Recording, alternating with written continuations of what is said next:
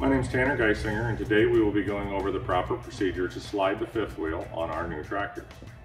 So once you've weighed your truck, if you need to move some weight between your drives and steers, you'll need to slide the fifth wheel.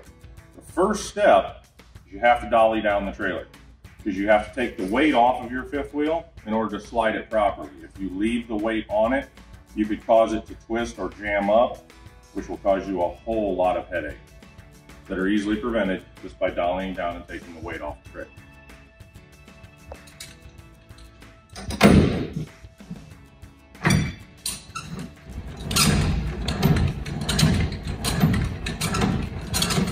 So now in this situation, I've weighed my truck and I'm heavy on the drives, light on my steers. So I need to move the fifth wheel forward, which will put more weight on the steers and take some off of the drive. Sliding your fifth wheel will not change anything on your trailer. That is done by sliding your tandem. So now I need to get in the truck, fire it up, and back up after I release the pin. At this point, what I want to do is I want to hit this button right here on the dash.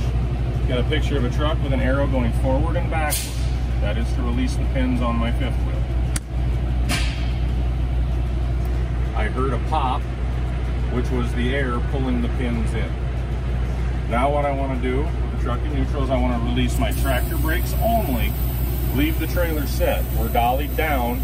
We don't want the trailer to move because I don't want to drag and bend my dollies. In neutral, what I'm going to do now is I'm going to let my foot off the brake a little bit, and I'm just going to let the truck settle. By doing this, it'll take any pressure that might be on those pins and help them retract the rest of the way.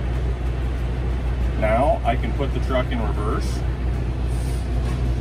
You should not need to apply any acceleration. The truck should actually start working its way back slowly. If you feel any binding, stop immediately and go out and check everything. So now I'm going to slowly release my brake pedal.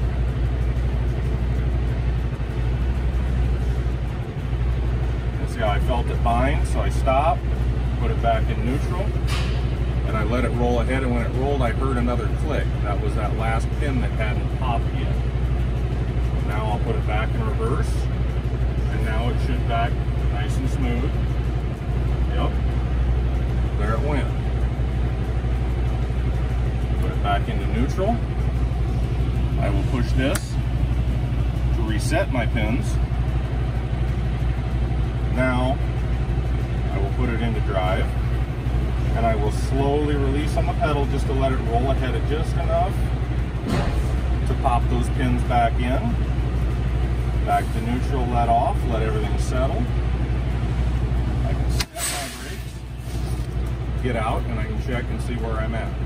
So now at this point, I'm coming down here and I'm checking to see how far I slid forward and if I am where I wanted to be.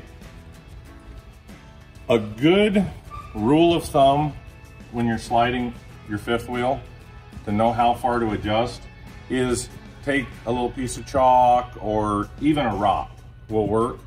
Just something with a sharp edge, and putting a little tick in the grease on the rail right there. That way when you're sliding forward or back, you know how far you've moved, and that's the point you want to go to. In this situation, I'm going to assume that this is where I wanted to be. I'm going to dolly back up.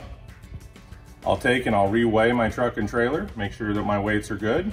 If they're correct, I'm good to go. If not, I may need to slide it back a little bit more or forward a little bit more depending on what my weights are. Remember, sliding the fifth wheel forward, moving the truck back, will add weight to your steers and take weight off of your drives. Sliding the fifth wheel to the back and the truck coming forward takes weight off of your steers and adds weight to your drives. So now I'm going to go through the process for sliding the fifth wheel back. I'd do this if I was heavy on my steers and lighter on my drives. I needed to move weight back to the drives.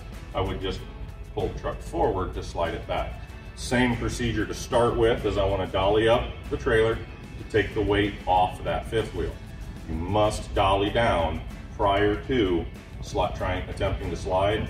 If you don't, that will bind and you'll be in a world of hurt. So now we'll get into the truck. I'm gonna look right here, and I wanna move it to right here, so that's about half a step. Because I'm gonna move it all the way back, which is about this far. So what I'm gonna do now is I'm gonna come and I'm gonna look right about where my shoulder would be in the cab of my truck, find a point. I'm gonna step back about that half a step, and I can see that this mark on the ground, or you can set a pop can or anything. Make sure you pick it up when you're done, don't litter. But set something down so that you know you've got that reference point to see how far to move. So I know that when my shoulder is about even with this line, I should be where I need to be.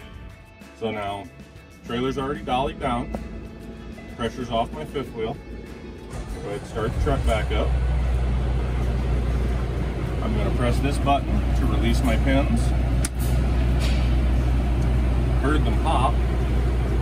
Now, since I'm moving forward, seatbelt on,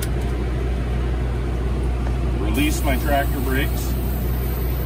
With the truck still in neutral, I'm just going to let my foot off the pedal and just let it settle to make sure those take the pressure off of those pins. Now, I'm going to put it in drive. I will look at my point where I was at and my point that I'm going for, so I get perspective from this angle. I will gently let off the brake pedal. I can jump a little, just press the brake. Okay, I've got the point where I wanted to be. My shoulders lined up with where that spot that I marked on the floor. So now I will reset my pins. Put it in neutral. Let my foot off the brake a little bit. I'll put it back in reverse. Ease back very easily.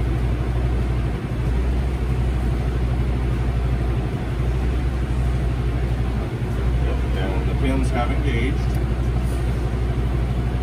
So at this point, I can reset my brakes, get out, visually inspect.